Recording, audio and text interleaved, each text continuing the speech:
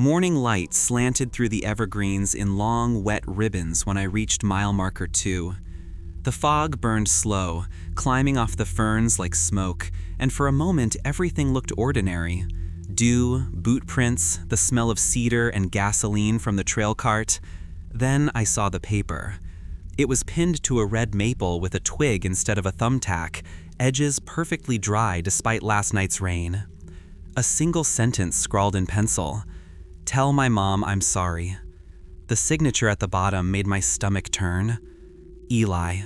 Harper, the missing college kid we'd been logging since June. 2 weeks gone. The handwriting looked fresh, jagged with panic. The graphite shimmered as if it had just been laid down. I rubbed my thumb over the words, expecting smudge. They didn't blur. Instead, warmth bloomed beneath my glove like the paper had a pulse. Behind me, the forest sighed. Not wind, more like someone breathing through reeds. I glanced back down the path. No hikers. Only trees leaning closer together than I remembered. I radioed the station. Static. Rechecked my phone. No bars. The note fluttered once, a slow vertical nod, though the air was still. Out of habit, I reached to pocket it for evidence. The moment I touched the stem, something snapped. Not from the branch, but in the soil beneath my boots. A quick cracking sound, like bark splitting open underground. I stepped back. The note stayed where it was, twade and all, yet a new line formed across the bottom while I watched. "Don't take me away again." When I blinked, the handwriting looked faintly like mine. I managed the Harlow Ridge Trail system, 23 miles of switchbacks and bridges lost in the Oregon coastal mountains. Most days are simple enough. Keep the paths clear, swap batteries in the trail cams, log maintenance reports no one reads. The work is steady, pays just enough to cover the cabin rent, and keeps me away from everything that used to count as noise. Traffic, phones, people who ask what went wrong. The forest has its routine, and for a while I matched it. Mornings smell of moss and gasoline from the maintenance cart. Noon brings silence thick enough to feel. Evenings, light leaks through the canopy in gold streamers until fog eats it whole. It's a rhythm that becomes a lullaby if you let it. That's why disappearances here feel like hiccups in a song instead of tragedies. Every ranger before me left the same warning in the files. Hikers wander off trail, not off maps. Headquarters chalked it up to dehydration and poor signage, so they stopped counting after the 12th missing person. I inherited the paperwork, faded photos stapled to soggy forms, names half obliterated. The locals still whisper, though. They call Harlow Ridge the Borrowing Woods. Day shifts are shared with the volunteer crew, retirees mostly, who treat the forest like a church they're forever dusting. We repaint blazes on trees, gather litter, and swap exaggerated stories about bears that stand too long on 2 legs. In the evenings, I return to the ranger cabin. Pine boards, humming refrigerator, smell of burnt coffee. An old radio squats on the shelf, tuned permanently to weather. Sometimes, between updates about humidity and visibility, a faint tapping leaks in. As if the announcer sets down his notes, but the microphone stays open long enough to catch them tucking another sheet underneath. That's my world. Type, patrol, sleep. The missing hiker's note sits folded in an evidence pouch on the desk, a curiosity I can't throw away. By day, it looks harmless, even dull. At night, when the generator idles and the forest presses close to the windows, the paper flexes slightly, like it's breathing with the woods. Leah arrived 2 weeks into the season, carrying a duffel bag, a thermos the size of her forearm, and the kind of smile that belonged to someone still convinced this job counted as adventure. She was fresh out of forestry school, all energy and clipboards. Headquarters sent her because 2 eyes are safer than 1. I didn't argue. Even the forest feels different when 2 heartbeats move through it. On her first morning, she tacked a bright laminated poster to the corkboard above the equipment rack. Trail safety guidelines. Most of it looked routine: stay hydrated, carry whistles, log radio times. But halfway down, printed in tiny, slightly crooked letters, Rule 7 read, "If you find a note, photograph it, but never touch it." I laughed. Dark sense of humor, huh? Leah blinked, brows knitting. I didn't type that. When we checked the computer in the cabin, the digital version of the poster ended with number 6. No extra rule. She swore she'd copied it straight from the official template. Shrugging, she peeled the sheet down and reprinted a new one, from her laptop, in front of me. We pinned it fresh. By evening, 7:30 had returned. Same words, same strange spacing, as if written by a child learning keyboard alignment. We told each other it was an office prank. Rangers get bored. We joked about ghosts with degrees in risk management. Humor makes superstition chewable. Next morning, I headed out to mark trail edges after a windstorm. The forest smelled of sap and wet metal, like a penny pressed to your tongue. Every quarter mile, a plastic sleeve glinted on trunks. Inside each, a copy of Leah's safety poster flapped softly, staples driven deep into bark. Every copy included the Phantom Rule, plus 2 new handwritten editions. 8, don't answer the ones who ask for help. 9, never leave before sunset. Leah swore she hadn't done it. We spent an hour tearing posters down, but for each one we pulled, another stared from deeper in the trees. By dusk, we stopped counting. Back at the cabin, she hovered near the radio while I logged maintenance reports. Static threaded through the weather channel, sharp, rhythmic, almost like fingers typing too fast. On the printer behind us, paper fed itself through single and blank. Just before it spat the final page, the ink cartridge coughed a single line in faded black. Follow Rule 10. We hadn't written 10 rules, not yet. Leah wanted to leave it alone. I pinned it on the corkboard instead, next to #7. Her eyes caught mine, uncertain but curious. Outside, the wind shifted. Somewhere down on the ridge, a sheet of paper slid through branches with the sighing sound of someone turning a page. I should have been doing my morning sweep instead of replaying footage, but something about the silence out there felt staged, like the forest was holding its breath. So I sat in the cabin with coffee gone cold, clicking through last night's trail cam logs on the laptop. 4:30 a.m., moon hazy, raccoon scuttling, normal. 5 a.m., empty path. Then a figure walked into frame. It was a young man in a red hiking jacket, hood up, moving the wrong direction, backwards. Each step deliberate, slow, eyes fixed on the lens, though his face stayed shadowed. When he stopped, his hand stretched toward a birch trunk. He drew something across the bark. The pixel sputtered, and for half a second, the image glitched into pure static. When it cleared, the hiker was gone, but the tree bore dark scratches spelling a single phrase, "You're next." I thumbed the spacebar to rewind. Nothing. The program insisted there were no frames between 0501 and 0504. I exported the clip, tried to open it again. Corrupted. The folder had renamed itself Returned. Holding my breath, I grabbed the radio. "Leah, you near marker 5? Her voice crackled after a long delay. "Copy. Why?"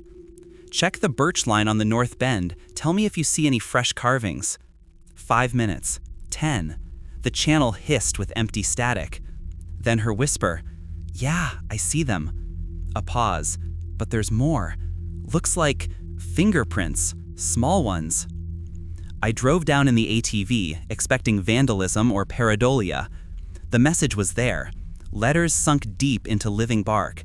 Each groove looked burned rather than cut, edges sealed smooth. A single set of smudges, small, maybe child-sized, fanned outward from the word next. Leah stood back, clutching her phone, recording evidence. "Could be heat lightning scorch from last night," she offered, voice thin. I nodded automatically, but lightning doesn't write warnings. Behind us, the underbrush shuffled, not animal movement, too rhythmic, like paper dragged across leaves. The breeze carried a faint chemical smell, printer toner. We left quickly, too quickly, shoving helmets on as rain began. At the cabin, the footage I'd exported now showed a timestamp of tonight, hours ahead, cycling endlessly as if waiting. When Leah glanced over my shoulder, her breath hitched.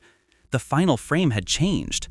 The same tree, same scrawled words, but this time a hand pressed flat against the bark, nails gray with mud, wrist narrow. Written across the palm in hurried pencil strokes, Rule 10, fulfilled. No one had written Rule 10. Not yet. The weather didn't break for 3 days. Rain fell like static, thin but endless, weaving silver cords through the canopy until every branch looked strung with wire. Leah blamed barometric pressure for the headaches. I blamed coffee that sat too long on the hot plate, and both of us pretended not to notice that the forest had gone mute. No birds, no insects, just the hiss of rain on leaves and the distant thump of water collecting in sinkholes. When the clouds finally cracked, sunlight spilled over a scene rearranged. Branches from storm-snapped pines lay across the trail in looping spirals, perfectly concentric, as though drawn by a compass the size of the hillside. In the center of each spiral lay sheets of bark shaved thin as paper, lined edge to edge like pages fanned open to dry. The wind turned them slowly, so they flashed and fluttered in rhythm, flipping pages we couldn't read. I knelt to gather one for samples. On the underside, veins of sap had darkened into a faint scrawl, uneven but legible. I am sorry. The message repeated along adjoining pieces like an echo stuttering through print. Leah squinted, whispering, "Maybe lightning etching?" But lightning doesn't apologize. The deeper we went, the stranger it became. Clusters of fallen leaves formed broken words wherever the water pooled. Help, lost, return. Every few yards, a clean patch of mud bore the imprint of a shoe that pointed toward us and then vanished mid-stride, toes sinking without heel marks. The air smelled of ozone and rust, as if a photocopier were running somewhere in the woods, and the whole trail were breathing out toner. Back at the station, we checked the cam grid. All feeds alive, all empty. Except one. Camera 7 recorded static waves, horizontal like a line of unread text. Occasionally, the pattern broke just long enough to show sunlight filtering onto an open notebook, the angle identical to the desk inside our own cabin. When the image straightened, we saw our printed rule sheet taped to the wall behind it. Only this time, 10 rules filled the page. The last line read, "When you read what wasn't written for you, the forest reads back." Leah closed the laptop, muttering, "Glitch." But the scent of toner was thicker inside than out, and on the cabinet near the printer sat a pile of clean white paper. Across the top sheet, ink bled upward from nowhere, forming letters one by one. By the time either of us moved, the message had finished itself. Rule 10. Acknowledged. Welcome. Curator. I yanked the plug from the wall. The printer still hummed. By then, sleep was impossible, so I drove into the nearest town. 3 flickering streetlights and a diner with coffee thick as syrup. The waitress pointed me toward the trailer park behind the feed store. "If you're asking about Harlow Ridge, talk to Henry Croft," she said, half smiling, half warning. "He used to wear your uniform, quit after the storm of '86. Croft's trailer leaned on cinder blocks, its porch littered with antler sheds and coils of old rope. He opened the door before I knocked, an old man with a basalt stare and a voice like sandpaper.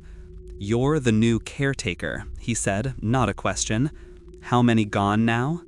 12, I admitted. "Maybe 13 if the college kid doesn't turn up." Croft nodded once and waved me inside. The air smelled of cedar oil and paper rot. Boxes lined the walls, file folders, Polaroids, maps veined with red pencil. Stenciled on every lid, RET, Archive. He poured us coffee and spread a folder over the table. Yellowed newspaper clippings. Local man vanishes near Borrowing Woods. Hikers missing, no trace. Each headline circled in looping graphite. "Used to be an asylum up there," he said. "Forest took it back long before the county did. They moved the records to the ranger office. Then the office burned."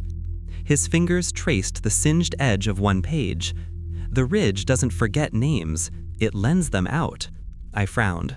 "Lens?" He slid me a scrap of paper sealed in a plastic sleeve. It looked blank until I tilted it to the light. Faint graphite pressed from the reverse side. like something had written inside the fibers. 2 words, "I return." "Came up from beneath a stump after the '86 storm," he said. "That one carried my partner's handwriting. He'd been missing 10 years. Croft lifted another file, a list of all recorded disappearances, then tapped his nail beside the last line, dated 2 months from now. No name yet, only the assignment title, Trail Manager. "You ever read the notes?" he asked softly. "Once," I said before I could stop myself. His hand stiffened. "Then it's already started." The trailer lights dimmed. A low vibration drummed through the floor, as if a truck were idling right beneath us. Croft reached under the table and removed a tin box, sliding it toward me. Inside lay a stub of graphite wrapped in bark-thin paper. "Keep this," he said. "Write only what you want the forest to remember. Everything else, burn it before the rain." When I asked how to stop it, he just smiled the way tree roots must smile while crushing stone. "You can't stop a place from telling its own story," he said. "You can only choose whether it writes you in ink or in dirt." The next morning smelled clean, the brief, metallic sweetness that follows rain, but the tree line sagged as if something heavy still hung from every branch. Leah was gone to reset the southern markers, leaving me alone with the ledger Croft had given me, a stub of graphite wrapped in old bark. I turned it over, half expecting movement. The wood felt damp and faintly warm, like skin under fever. The patrol took me toward Campsite D, the one we reserved for school groups before the disappearances scared them off. Half the fire rings were filled with rainwater reflecting gray sky. A child's charity hoodie drooped from a branch, bright yellow against the moss, the same one a lost camper had worn last summer. Beneath it, pinned in the mud by a stone, rested another note. "Don't look behind you." I froze. The letters glittered with wet graphite, and every drop of water held a reflection that wasn't mine. Faces stacked inside faces, blurred mouths mouthing the same 4 words. Instinct made me lift the note, despite Croft's warning, despite Rule 7. The page crackled like thin ice as I turned it. The backside was blank for half a heartbeat, then veins of black, seeping new text.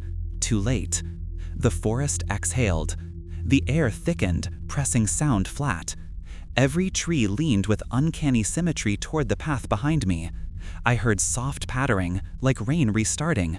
Only it wasn't rain, it was the tap of tiny objects falling through leaves. I glanced down, flakes of paper, cut into oval shapes, each carrying my own initials written in pencil. I ran.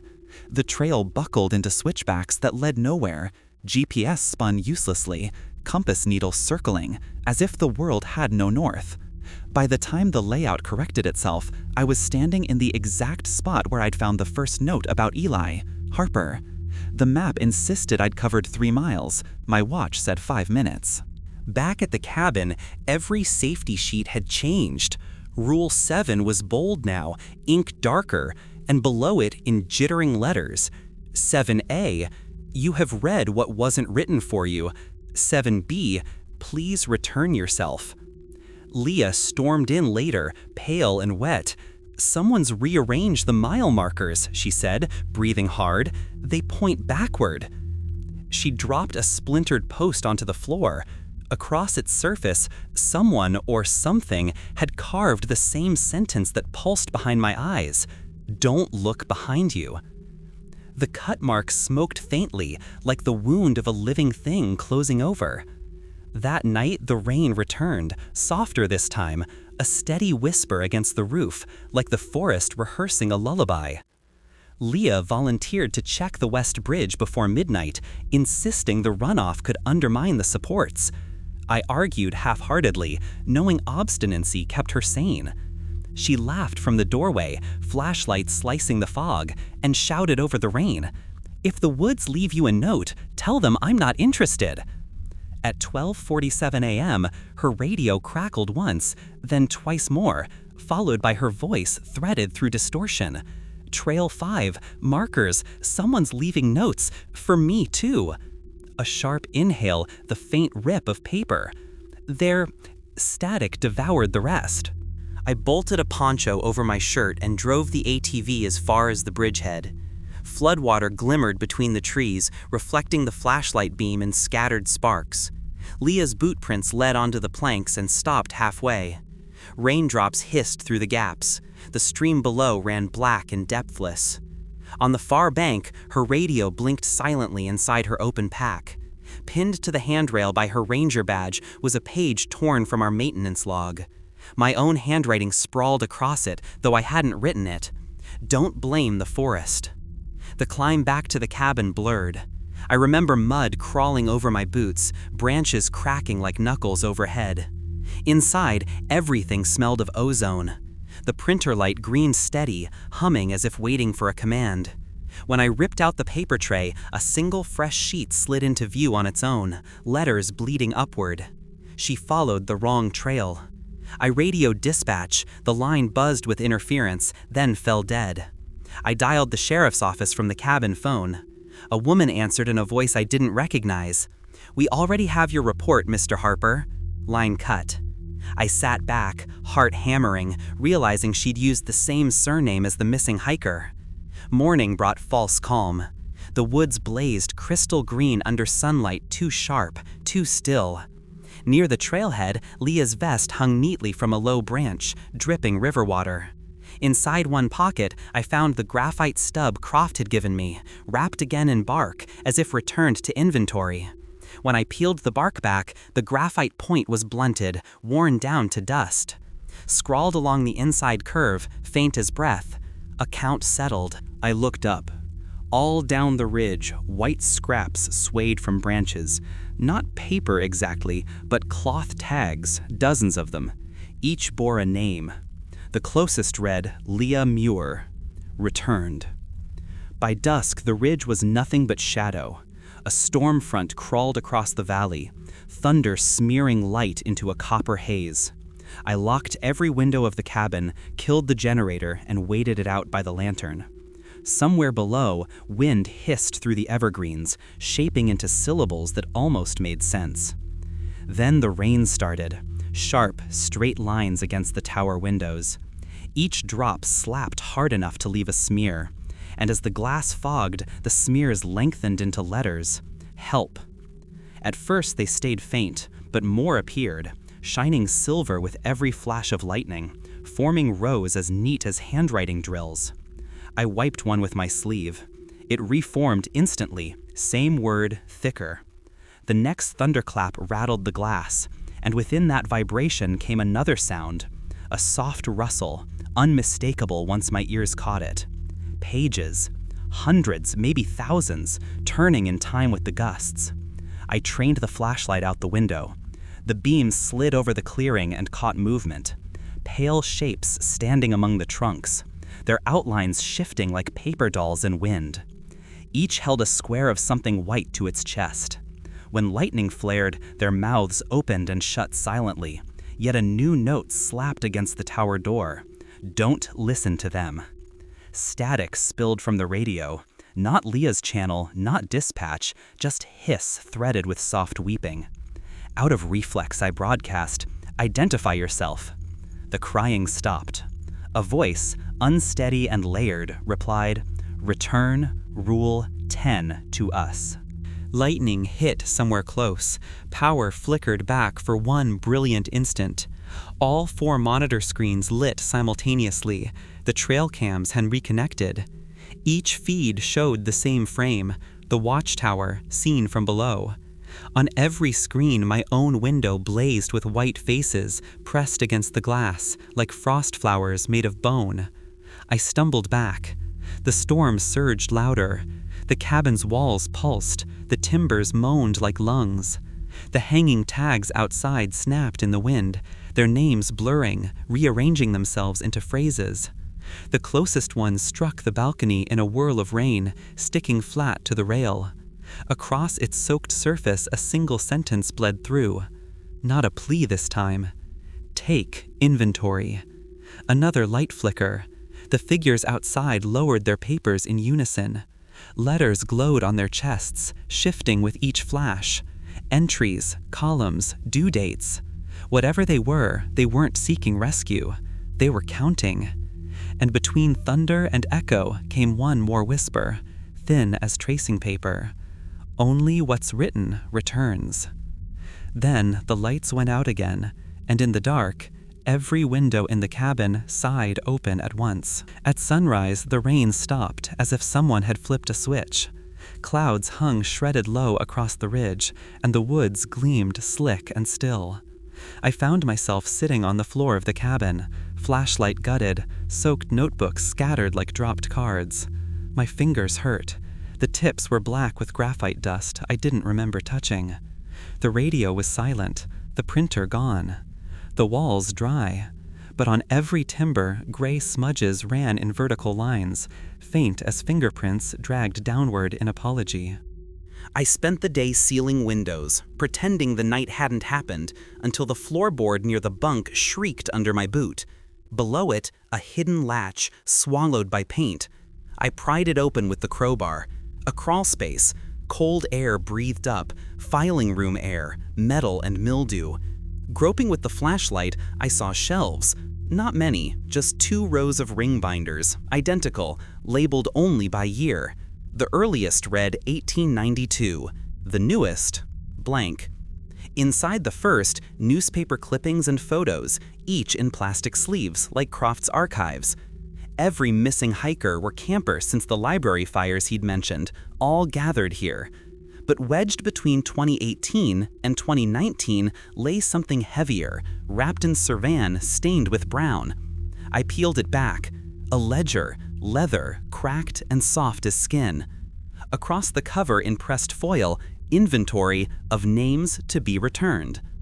The pages whispered when I opened them. They weren't paper, but thin, fibrous bark. Columns filled both sides, name, date borrowed, and a space for date returned. Some stretches went decades without closure, others ended the same day they began. Leah's name was there now, the ink bright and unblotted. Beside it, a fresh blank line pulsed faintly, graphite gray, my own, waiting. Every so often, the columns shimmered as though catchlights passed under the surface. I realized those lights weren't reflections, they were letters forming from beneath, a second layer of script rising through the material like breath through frost. Beneath each official name hid another, smaller one paired to it, duplicates written backward. I flipped forward to the final page.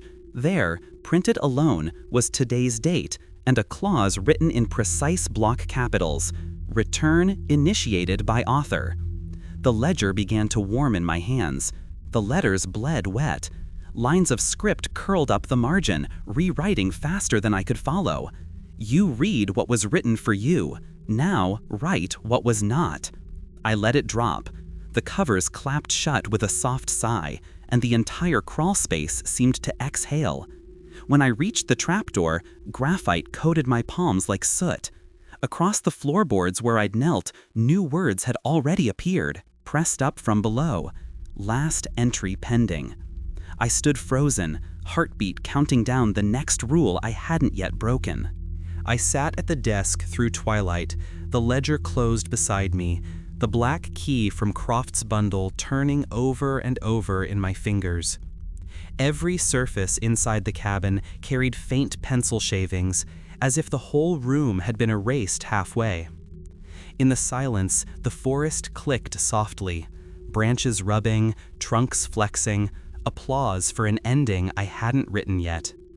It came to me in pieces. Every trail manager before me, every ranger, every caretaker who'd handled a note becoming an entry themselves. Rule 10 was never protection, it was instruction. Inventory yourself. The woods weren't taking people at random. We, the ones who cataloged, who recorded, were feeding it, archivists of our own vanishings. I tore the ledger open to my page, blank, waiting. An urge rose, almost comforting, fill it, close the cycle. Part of me wondered if Leah had done the same. If everyone wrote their small confession before the forest could improvise it for them. Maybe that was why the notes always sounded human. the graphite stub way on the table, point dulled. I picked it up and started writing, not on bark or ledger, but on the cabin wall above the desk where sunlight used to pool every morning. Line by line, nearly automatic. Everything I'd seen, the rules, the letters, the voices.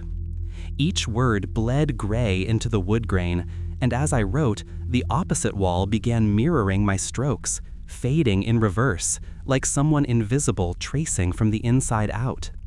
When I reached the part about Croft, the radio blipped to life.